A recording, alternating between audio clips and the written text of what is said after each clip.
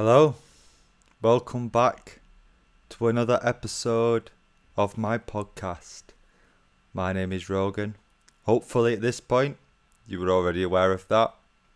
It's the name of the channel after all. So the first part of this podcast is just a period for me to talk openly and honestly about what I want for this channel and other things, and then we either move on to a teaching on astrology, or we move on to a teaching of mythology. Today will be astrology. We'll look at the 12 houses. The 12 houses will take us a little while, so we're probably not going to go into any mythology today, to be honest. First thing I like to do is let my hair down, because this is unscripted. It just is what it is. It's what comes to mind. Now, ideally, I would like to do this podcast live. In all honesty, that's where I'd like to move forward to. In order to do that, I think I need about a thousand subscribers. Sorry, still got a bit of a cough. Nowhere near as bad as it has been for anyone who's watched my videos these last few weeks. I got really battered by a cough, but it's healing now. It's just the remnants of it now that we've passed on from the equinox. So yeah, I'd like to do this live, so it's more discussion based and I can take comments as they come in live.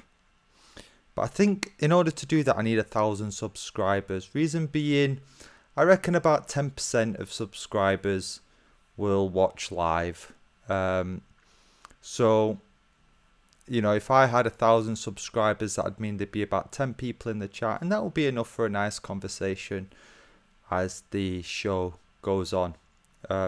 So that's something that's in the future. And I've been putting a lot of thought as to how to get to that point, how to reach 1,000 subscribers. And a lot of the stuff online shows that YouTube is prioritizing shorts. So obviously through that I started to do the daily astrology readings, focusing on a planet a day, 7 wandering stars, 7 days to the week. May as well make that work. Each of the days of the week is somewhat named after one of the planets. In England, well, in English, I should say, it focuses a bit on the Nordic side with Tia and Wednes and Freya. Frey and Freya are brother and sister. They are twins of the Nordic myths. And Thor for Thor's Day. Then it dips its toe a little bit into Roman myth with Saturn for Saturn's Day. And then we go to the names, the sun for Sunday and the moon for Moon's Day. So that gives me at least one piece of content each day. I toyed this week with doing affirmations, and I did 2 of them. However, they were by far the lowest performing of the videos. Oops, definitely should have put my phone onto silent there. So let's just do that before. There we go. Another one. Just get that on silent and then it won't bother us. Yeah, so maybe the affirmations weren't the right way to go. So usually my highest performing videos is the is the short versions of the poems. So that got me thinking. Now, in order to do a poem of a minute or less, it would have to be no more than 3 verses. So I've started to do plans to do 3-verse poems that I can potentially do daily. I'm going to do the 7 wandering stars, the sun, the moon, Mercury, Venus, Mars, Saturn and Jupiter.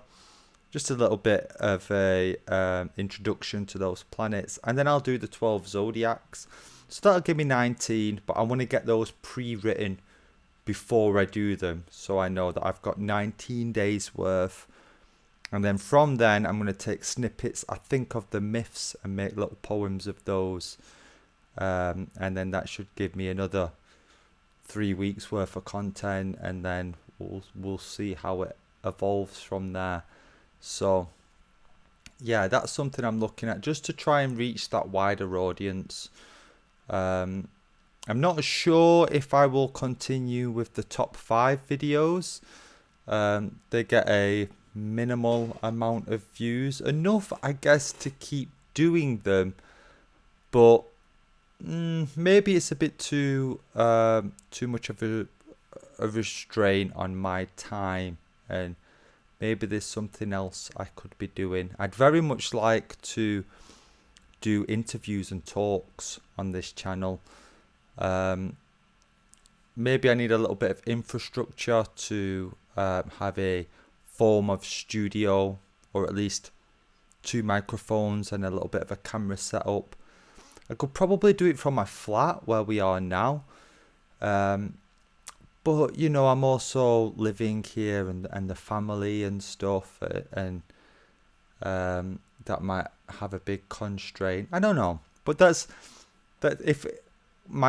second lot of videos, or the third lot of videos I'd like to do would be to be more conversational. And then if the channel was ever to take off to a point where I could finance and fund content, then I've got some really good ideas that could grow from that. Some little documentary bites, and some ones where I will go and interview or speak to the general public, the common man, and get some, you know, real world feedback and bring that to the channel. That'd be something that'd be quite exciting.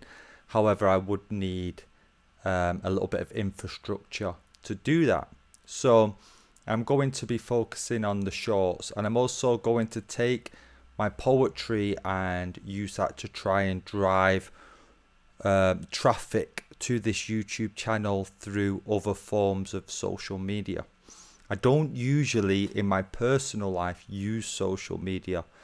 I don't find it to be that good for me. So I will approach that from probably a kind of professional point of view, and really try and make a sort of a business through this, so that we can do more, really, which is hard when there's no income, at least for the immediate future. But, you know, incomes come in many ways, and we'll see how it goes. If I had income from this, I would already be able to use the poetry that I do, promote it, you know, pay for promotion, and probably would have already reached 1,000 views. But hey, that's how it is, isn't it? We have to start from the ground up, grassroots, probably the way it should be done, grinding it out. I've really been enjoying doing the daily astrology updates. I hope you guys have enjoyed watching them, or at least listening to them, and it's helped guide your days as like a little weather report. I had a friend message me the other day, and he said he saw my yesterday's video at the end of the day, and was like, wow, this actually, you've just explained how my day went today. I wish I'd have seen this beforehand. And I thought, well, you know, what a great compliment, really. Definitely shows me that I should continue doing it, because, you know, at the end of the day, I'm just reading the chart of that day. You know, it's the story's in the heavens already. I'm just sort of passing it on. Obviously, it relates differently to every person, so I try to do it with broad strokes. I don't try to target it too much. Another approach I've seen a lot of astrologers do is by targeting, like, this is information for an Aries, this is information for a Taurus, and cutting it up. So, and they seem to be somewhat successful. However, my approach is that you're not one sign. You've 7 chakras, and they relate to the 7 wandering stars, and we are an amalgamation of those 7 in many ways, and how they relate to each other based on their aspects, the angles that they make in the heavens. Whilst I would say that, with horoscopes and stuff, if you was to look at your rising sign, your moon sign, and your sun sign, you would you start to see some truth through that. Now we've got 3 lots of potential 7s, so that'd be 7 cubed possibilities. That would be an incredible amount of work, really. So I'm not quite sure if I'm going to go down that angle. Plus, it would be an incredible amount of uploads. You'd never be able to find anything on the channel. So yeah, that's where I kind of am with the channel right now, is to try and get it to a point where I can do these podcasts in a more live form. And then I've thought about, well, how can I, once I've got those 1,000, how can I start to create paid content, content that has investment and money in it, and maybe have a team together to help me to achieve what it is that I want to achieve. And then I've thought about certain packages that I could offer. I've moved slightly away from reading people's personal charts. The reason I did that was because I started to find the more I did it, and the less I knew the person I was doing it for, the more superficial it became. Not by intention, but people want to hear a certain thing, and then you sit there trying to figure out what that certain thing is, and subconsciously I think you start to tailor it towards that, so that everybody leaves happy with their reading. And that just didn't really vibe with me too much. But if I look at it more as I can give you a personalized like weather report on how your life is, or maybe we could use astrology to help with business. A lot of throughout history, astrology has been very helpful through business, and being someone who's awake to it, I can see it in marketing campaigns all the time. I know when billboards and posters and adverts are paying homage to certain planets or zodiacs based on their approach, and this is something that I can advise people with, and plan out these kind of marketing campaigns. So maybe there's certain packages I can do, maybe through like a Patreon or something like that. And then there's also Q&A type stuff as well that you could access there, and specifically ask me certain questions. But the first goal is to reach 1,000 subscribers. That would then allow at least this show to go live, and to do that I'm going to go more short form with poetry and use different social media platforms. It's going to be a lot of work. I don't have that much available time, so I'm really going to have to get my Virgo brain on and start to organize through that. But that's where I'm at with the channel so far. I'm still very much going forward with it. I tried doing affirmations, weren't really viewed that well for the work that I put in, so I'm going to go more into the poetry. I like writing poetry. It's really fun, and I think it's a really cool and interesting way of telling a story and putting information there in a way that's rhythmic and probably easier to remember in doing it that way. So yeah, I think that's the way I'm going to do it moving forward. Anyway, let's progress and let's go to these houses. What are houses? Well, oh no. As that, if you got any audio coming through, then the it went on to the wrong scene. I'm not quite sure why, and started playing the poem that's going to be played at the end. So if you did start hearing anything, then I apologise. Hopefully, you didn't, and you're just confused as to why I was a bit shocked then. Anyway, so to my, whichever side it is, I get confused because it's the opposite side to how it really is. But here we have the 12 houses. There are two systems that are used for these houses. There's the equal system, and there's a system that I use where it uses the IC and the AC, and the houses come at different sizes. The reason I do it that way is because it acknowledges the ecliptic. The ecliptic is the reason that we have, it's the reason that we have seasons. It's the sort of the figure of 8 in the heavens, how it moves out and in, like the in breath and the out breath, and that has an effect of the heavens themselves. So that's mostly how I do it. If it was the equal system, it would look very much like this, all divided into 12 sort of pizza slices.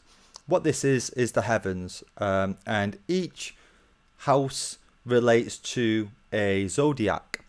Now, the house systems don't move. They're affected by the ecliptic, but essentially they are the fixed points in the sky. Whereas the zodiac is constantly turning. So if where we have here, we have the first house, which is I am, that would be Aries for the first 2 hours of the spring equinox time, and it turns so that after those 2 hours it would then be in the I dream section, and then it'd be in the I aspire and the I achieve and then the I explore. It sort of goes round in an anti-clockwise way, or counterclockwise. If you're not aware yet, I drink tea. Keeps me going. We're British, aren't we? We drink tea. Might get a t-shirt of that. I drink tea because I'm British. So, yeah, what the houses are is how these energies will manifest within your life. They are the whereas the zodiac are the 12 archetypes, the 12 vibes. These are more physical, more about the manifestations of them. So we have the first house, I am, the house of Ram, the house of Aries, and it's very much the ego. It's about the appearance and outward personality. So the planets that you have in the first house, if any, will be very much their process in your life, in this life cycle, will be about how do I appear. You know, if it was for me, it would be, who is Rogan in this life? How will he appear? So if I've got Mars in there, then I will be very direct with how I want to appear. I will be quite loud and proud and almost aggressive with it, with who I am. It would be a major part of my life. If I had Mercury in that house, then it would be a big part of my life to communicate who I am. And a lot of my poetry and stuff would be more focused on expressing who I am and what I want to do and what my personality is. Whereas if, let me think of another, if it was the moon, my emotions would be affected greatly by my appearance. That would be a major focus towards how to balance my emotional state.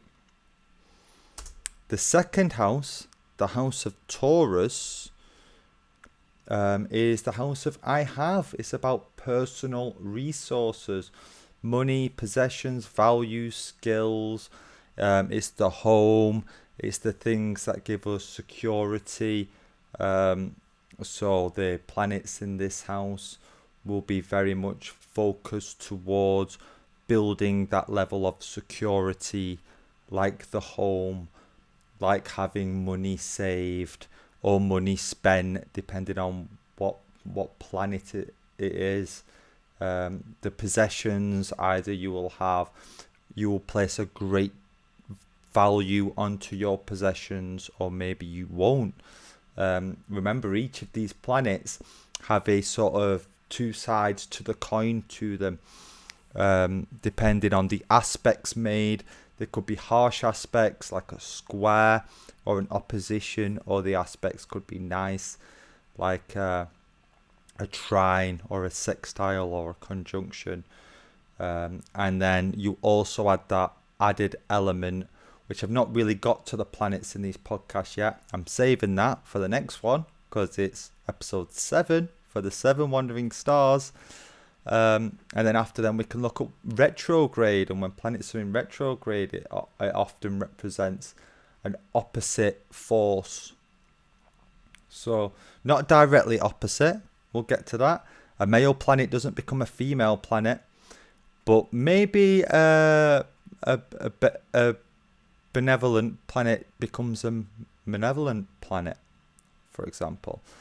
Perhaps. Depends on the planet. It also depends on the zodiac it's in and what it's doing. There's so many variables when it comes to this. It's not black and white. It's all the shades, all the colours, the entire spectrum. But the second house, the house of Taurus, is kind of about the house. It's about the things that give you security. The third house of I think, now we are in the house of Gemini. They're ruled by Mercury, communication. But this is the thinking part of it in many ways. Mental activity, learning, siblings, communication. Siblings, because those closest to you are the ones that you would have the most honest and open conversations with, especially growing up. The things that maybe you don't feel like you can say to your parents or your friendship group, you may be more willing to ask of your siblings. Communication. Geminis love to communicate with other people. They love to learn from other people, the learning and the mental activity. They want to know how others think. They're very much social studiers. So planets that you have in here will very much want to explore through communication. They'll want to learn as much as they can about whatever it is. So if you've got Jupiter in here, you'll be very much wanting to learn about business and an opportunity and how to grow finances. That will be what you will mostly want to discuss. If you have Freya, if you have Venus in this planet, then you will very much want to discuss how to move and how to feel, and to discuss your desires, and maybe you will you have a higher tendency, I think, to be more envious of people and wanting to learn how they have got what they have, what it is that you believe that you want. Now, So we've got to the end of the first quarter of the houses, and this would take you to what I would say would be the bottom of the world tree, where the roots are.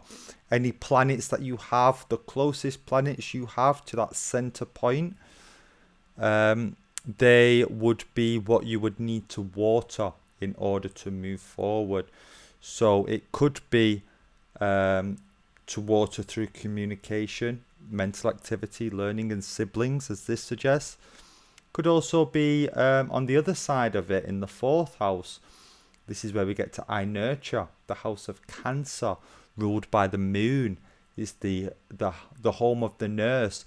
I would pretty much guarantee, if you have the moon in this sign, you would have been or are a nurse, a carer, a midwife, something within that field. It would be incredibly important for you to nurture in the inner world.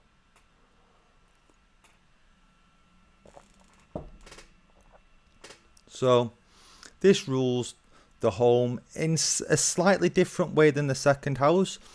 The second house rules the home from a point of security. This is from a point of nurturing. So it's a very nurturing household. Parents, because obviously parents nurture the child, and then as you get older, you would nurture the parents. Roots, laying down those roots. This brings us back to home and inner security. And these, when planets are touched in this house, these are like gifts that you may have, but also things that you may need as well, depending on the planet. If you have one of the outer planets in here, if you have something like Pluto, then that may suggest that you have a void in these areas, and these are something that you look for in the outer world to help to fill that void. Maybe in a more toxic way, maybe you'll find yourself in more toxic relationships looking for that nurturing, when really, like anything, we don't look out, we look in.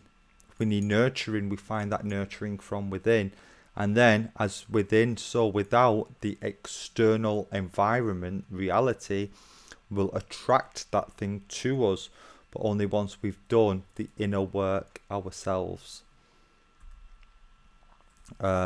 So then from Cancer we move on to Leo's house, which is the I serve personal creativity. When people have a lot of planets in this house, especially planets like the Sun and Mercury and Venus and Mars, and even Jupiter, well, even Saturn to a point, they become very creative people. I would say the most creative people probably have a cluster of planets in this sign. I've definitely found people who are creative to have planets in this sign. This is romance, children, fun, creativity. A wonderful house for those that are incredibly creative. If you've got Jupiter in this house, it shows that it's through creativity that you are here to earn money. I would say when looking at your chart, definitely look at what house Jupiter is in. That will really help you to guide yourself as to how to earn money in a very fulfilling way for you. So then we go to the Virgo's sign, the house of Virgo, which is the I serve daily life, work, health, service, self-improvement. This is very much the career segment. It's about how to serve the external world, therefore the internal world. Do we do it through work or health or service, self-improvement? Like if you've got Jupiter in here, you'll probably be very ambitious when it comes to work. You will want to serve at a higher level. If you have the moon in here, cooking and providing physically will be something that will give you a lot of fulfillment, especially emotionally. Feeling that you are of service and feeling importance through that. The next house now is I, partner. Now we are at Libra. Libra, the scales, finding the other scale, marriage and other partnerships. Tells you how important it is for you to find a partner. If you've got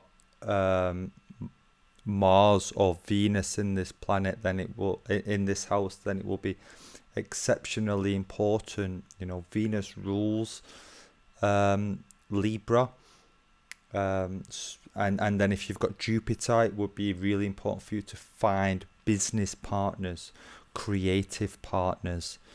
You know, if you've got the Sun, then it'd be really important for to be your true self, to let your true personality shine through by having a partner that you can trust. So the 8th house, where we have Scorpio, is very much the house of charity. The I circulate, sex, death, letting go, regeneration, other people's money, sharing. So we have this giving, this, you know, sex should be an act of giving. If your participation within sex is to receive, then I'm sorry, but you're approaching it from a very toxic way. It should be an act of giving to receive. Death, giving, you know, you're leaving, you're passing on. Scorpio is obviously the fall, autumn is to pass over, is to go into the darker phase, it's the sign of Pluto, is to walk into the unknown. So we've got letting go, you know, not have. So what planets you've got here suggests what it's important for you to let go of. Toxic traits in this house can lead to hoarding and stuff like that. It's very, you want to be in, if you've got planets here, you want to be in tune with the thought of letting go, not to receive, but just for the act of letting go. The house of charity. You will be good at managing other people's money, maybe more so than your own, because your own money you'll be very sharing with. You will let it go maybe a little too easily. The 9th house of I explore. Now we can explore physically through travel. We can also explore mentally through learning. If we, for example, had the Sun here, I would probably say you're a traveler. And if you had the Mercury here, I would say that you are somebody who needs to learn, to educate. Things here: higher education, philosophy, publishing, religion, travel, law. Yep, religion can be a big one as well. We can explore and travel through religion, through different teachings. Law as well. There is a lot of exploration to do in regards to building lawful arguments. Knowing that law is quite literally a basis of precedent. You know, it's ruling today by what has come before, in order to use the past in the present.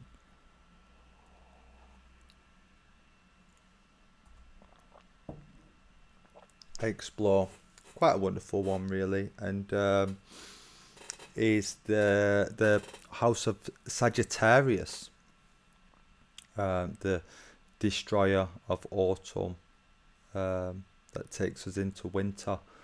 Um, it's about learning, exploring, revisiting the past 9 months so that we are prepared for the winter to come. Now we go into the sort of the three darker signs, the three darker zodiacs, the winter phases. We have I achieve in the outer world. This is Capricorn. This is the mountain goat that must get up the hill. They're quite tough, quite stern, quite very powerful. It's about career, status, reputation, vocational purpose, taking power, being the leader. If you've got planets in this sign, you are to take charge. You are the managers of the world. You're the CEOs, the managing directors. You can't settle being part of the team. You have to lead the team. That's very important. Having Jupiter in here can make you very, very successful. Saturn here is great as well because it means you're very disciplined in these areas. There are maybe some signs, some planets you wouldn't want in here, such as Venus, for example, or the moon. It can reflect, it can harden these, which in one sense could be quite good because these planets could be seen as being slightly too soft. But at the same time, you want that softness to balance out the hardness. So this can be like all of the houses, really. There's a flip side. There's the gift and the curse element to them. The 11th house is the house of I aspire. Group contributions, friends, groups, goals, aspirations. This is the sociable side, the Aquarius, the bringing the water, things in this, planets in this group, in this house need to be part of a solid social structure. Not only do you want to contribute, but you also want to be acknowledged for your contributions. These are really, really important. You want to aspire to be a great friend. You want to aspire to be a solid part of a group that perhaps the group would not be able to survive without you. Your goals would be like, when you're bearing the water, your goal would be to bring that water, and you would be great in doing so. With Aquarius, providing is a great part of it, and you get some lovely people with planets in this side, but in this sign. The outer planet that is ruled very much by Uranus and by Saturn. So having Saturn in this house really helps you to be the head of the friend group, the head of the groups, being able to get those goals accomplished. It's not really too much for instant returns. You don't do it for to be paid to do it. You do it for that contribution and to be acknowledged for that. And then we have I dream, the end of the cycle. It starts with I am, with our appearance, what we put out, and it ends with I dream, when we go in.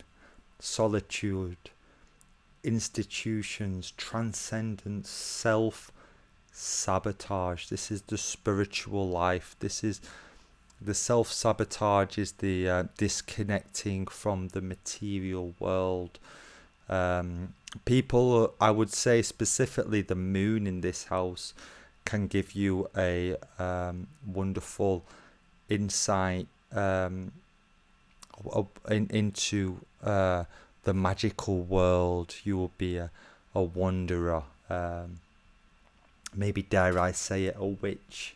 And I know a witch is quite a derogatory term these days, but I don't mean it as such. Pisces is ruled by Jupiter and by Neptune. If you've got Neptune in this house, I always that's special, having Neptune in this house. You will have a great gift that is born through the meditative space and through the dream state as well. Pluto is also another one.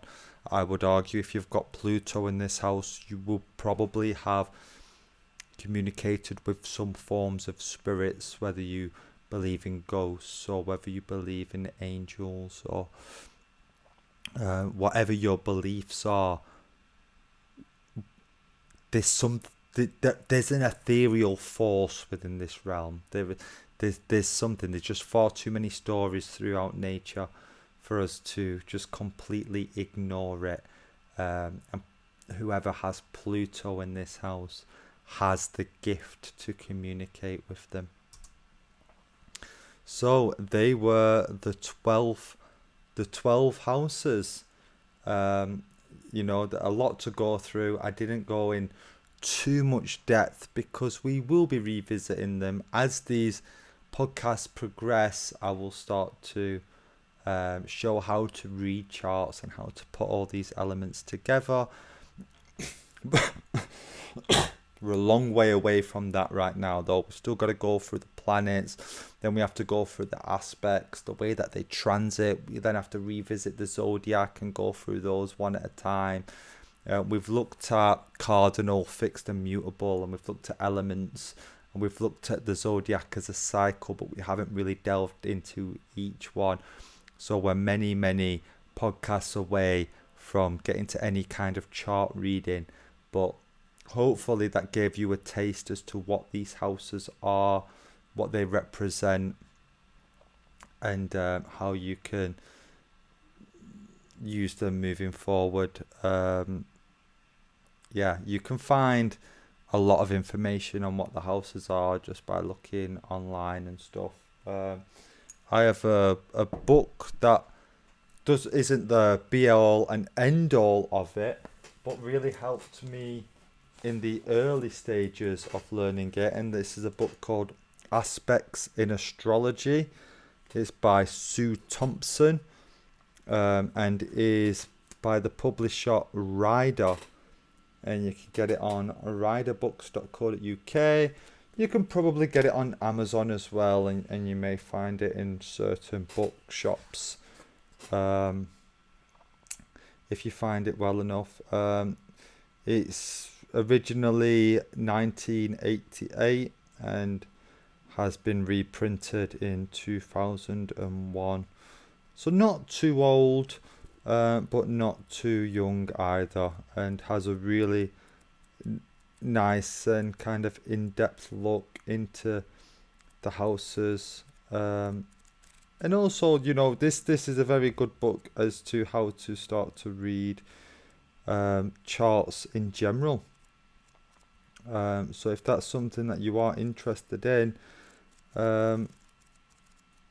I'm trying to just skip to a bit of the houses, but it's quite an in-depth book, and quite an easy read as well. It's not, you don't have to slug through it. It's written quite nicely. I've written it, I've read it cover to cover, and I've also, like, as you go through, I've got certain pages folded over for quick reference. I don't tend to need to do that these days, but there was a time when I did, and every time I saw something I wasn't familiar with, I used this quite a bit in my early days. So yeah, that's a book I would recommend. I do like to recommend books as we go. And if you have any books, please do put them in the comments. I'm always willing to check them out. I'm always willing to find a new book. Well, we've reached about 45 minutes, so I'm not going to bore you for too much longer.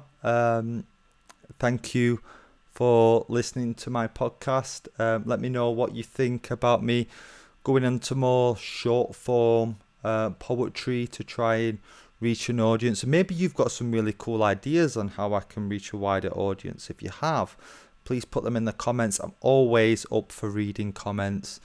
And any questions you've got, put them there, and we'll get to them on the next podcast. Thank you very much. I'll also answer them in the comments as much as I can as well.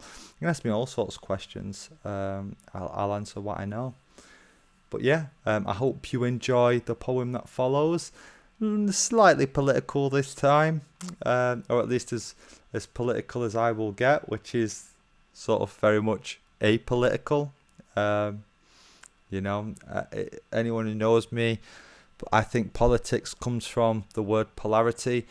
It's just two wings of the same bird. It's just to offer you a choice. Really, we in the age of Aquarius now, with Pisces, there is the two sides. Aquarius is about bringing the water. We don't need the form of politics that we've had for the last God knows how many hundreds of years now. Anyway, God bless you. Be kind, be thoughtful, and most of all, breathe deeply. I hope you enjoy the poem.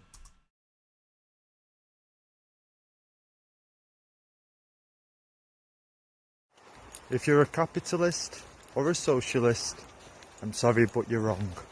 Picking sides divides us, only together are we strong. You both have valid points, imagine if you got along. They say pick a side, but it's the fence that don't belong. Far right and far left are both sides of fascism. Can't see both sides? Are you a victim of the system? Both sides only lead to more forms of elitism, while poor fight poor, and we call that activism. If your mind is closed, then our future looks bleak. Your point of view should be absolutely unique. Even the things you oppose, you should listen and critique. Don't be in a box. It should be wisdom that we seek. Blue tie, red tie, my way or the highway. While we fight each other, we're not watching their play. And they're getting richer while we're marching towards doomsday. If we don't come together, then they're gonna have a field day. I'm getting worried because you're distracted by the bluff. And they've been rising prices, and they've been taking our stuff. If you're a capitalist or a socialist, I'm sorry but you're wrong. Picking sides divides us, only together are we strong. You both have valid points, imagine if you got along. They say pick a side, but it's the fence that don't belong. Far right and far left are both sides of fascism. Can't see both sides? Are you a victim of the system? Both sides only lead to more forms of elitism, while poor fight poor, and we call that activism. If your mind is closed, then our future looks bleak. Your point of view should be absolutely unique. Even the things you oppose, you should listen and critique. Don't be in a box. It should be wisdom that we seek. Blue tie, red tie, my way or the highway. While we fight each other, we're not watching their play. And they're getting richer while we're marching towards doomsday. If we don't come together, then they're gonna have a field day. I'm getting worried because you're distracted by the bluff. And they've been rising prices, and they've been taking our stuff. if we don't come together, this next period is tough. The only way to beat it is to stand in our love. Looks like I may have messed up slightly there. I think I restarted that poem. This is a one-man band over here. You're going to get technical difficulties here and there, but thank you very much for listening, guys. If this was the first time, you can find my first video up that way and the playlist that way. God bless.